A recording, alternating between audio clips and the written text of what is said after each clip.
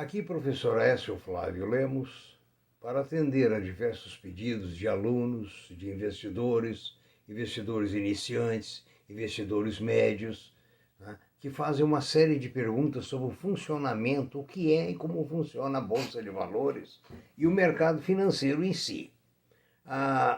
É curioso porque a gente vai gravando vídeos, nós estamos já com mais de 100 vídeos gravados, e a gente vê que grande parte das perguntas precisam de uma resposta simples, direta, né? Lembrando que poucas pessoas conhecem o mercado, inclusive apenas 3% dos brasileiros aplicam em finanças. Aqui então é professor Aécio Flávio Lemos, pede a gente sua gentileza de manifestar a sua inscrição nos nossos vídeos, né, e manifestar a sua opinião através de previsõesfinanceiras@gmail.com. E no site www.previsioneseconomicas.com.br você encontra a playlist de todos os nossos vídeos e clicando em um você pode ver a sequência, né, ofertas de emprego, trabalho e etc. Bom, vamos ver o que é o mercado financeiro. Tá? O mercado financeiro surgiu como? Na antiguidade, nós tínhamos uma figura chamada escambo. O que era o escambo? Era a troca de arroz por carne, por exemplo, de carne por sementes. Né? Mas não tinha medida, então não era uma troca perfeita. Alguém tinha uma perna de porco, alguém precisava de feijão, então colocava um tanto de feijão de um lado, a perna do porco do outro e fazia a troca. Isso era uma forma totalmente imperfeita. Aí começaram a surgir uma moeda, digamos assim, uns valezinhos. Né? Vale isso, vale aquilo, tal, e etc. Né? Também não resolveu. Daí a pouco, os reinados, as possessões, passaram a emitir moedas em prata ou ouro. Lógico que por valores ainda arbitrários, mas pelo menos havia uma moeda de troca, né? E diminuindo assim o escambo. Né? E à medida que as trocas foram intensificando, foi preciso de mecanismos mais perfeitos. Os bancos só surgiram, me parece, no século XIII ou XIV na Itália. Né? Então, na realidade, eram casas de câmbio, casas de troca, banqueiros particulares, pessoas que tinham uma certa quantidade de prestígio e dinheiro, e com isso eles facilitavam as trocas entre os indivíduos. Agora, quais são os principais participantes? E depois, então, surgiram os bancos, surgiram as moedas, os bancos centrais passaram a emitir dinheiro, passaram a emitir moedas, passaram a emitir títulos e facilitou-se, então, as trocas. Aí, quem faz parte desse sistema? Quem faz parte do sistema financeiro? Os bancos, as financeiras, a Bolsa de Valores, as casas de câmbio, investidores, tomadores de recursos e etc. O que são bancos? Bancos são entidades destinadas a captar depósito de pessoas que têm dinheiro disponível para repassar a pessoas que têm necessidade daquele dinheiro para as suas atividades. Então, os bancos são intermediários e ganham um spread, a diferença entre o que ela paga para o depositante e o que ela recebe do tomador de recursos.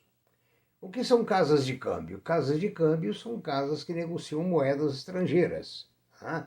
Você compra dólar, ou vende dólar, compra euro, ou vende euro, e assim sucessivamente. Né? Nós falamos sobre investidores. É preciso ter em vista que investidores são aqueles que têm dinheiro disponível e querem aplicar em alguma coisa.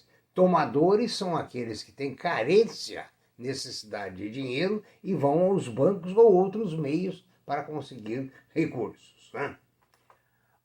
E aí surge o que nos interessa muito, a Bolsa de Valores. Por que a Bolsa de Valores existe? Porque é necessário um local para trocas, é necessário um lugar para regulamentação, é necessário um lugar para guardar os títulos em custódia. Ou seja, quando você compra uma ação, você não a leva para casa, você a deixa na Câmara de Custódia da Bovespa.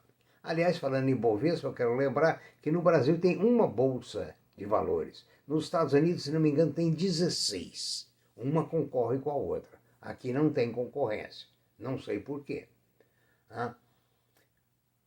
E as bolsas negociam principalmente ações. Elas negociam debêntures, outros títulos, CDBs e etc. Mas principalmente ações. Elas existem. O que são ações? Ações são partes ínfimas de um capital de uma empresa.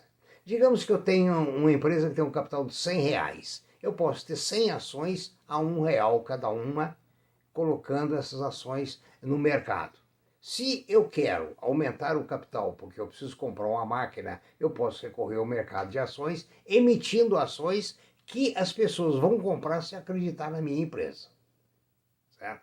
Qual é a diferença entre a tomada de empréstimo num banco por uma empresa e a emissão de ações? É muito grande a diferença. Quando você toma um dinheiro num banco, você é obrigado a pagar uma taxa de juros pré-pactuada no vencimento ou nos vencimentos. Então, é um compromisso, quer você venda ou não, quer você tenha lucro ou não, você terá que pagar aquele juros. Já as ações se baseiam na credibilidade, na possibilidade do seu nome, envolvendo o seu nome, a sua atividade e etc. A ação, uma vez que você a compre, ela não é obrigada a te remunerar, a menos que ela tenha lucro. Se ela tiver lucro, ela vai remunerar o acionista em forma de dividendos, em forma de juros sobre o capital próprio e etc. Então, o que acontece é o seguinte, ela vai dispor do dinheiro se ela realmente ganhar. Se ela não ganhar, não tem nada, não tem partição.